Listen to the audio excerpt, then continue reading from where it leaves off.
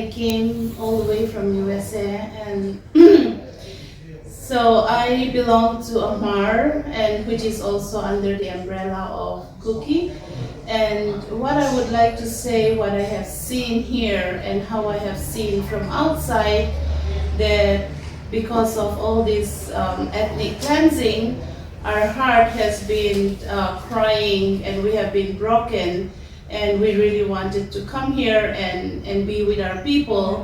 And when I came here, I see that breaks my heart is that my people are dividing, that I can see, that they are all thinking about themselves, not talking about the unity or being in unity. And what I want all my people to know is that we should be born again in two things. One is through Jesus, that we should be born again. And we should be born again in our history. We have to know who we are, what we are, that we are Kuki. Under the Kuki umbrella, we can be a lot. We can be Hmar, Mizo, Beite, Tado, Vaipe, and all the other tribes that we have.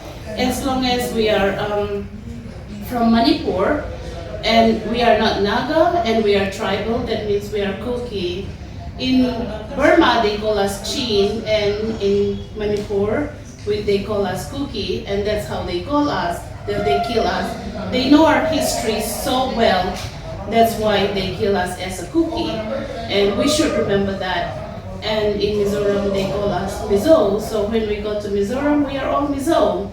So the same thing, and please be unity. That's what I wanted to give a message to everybody.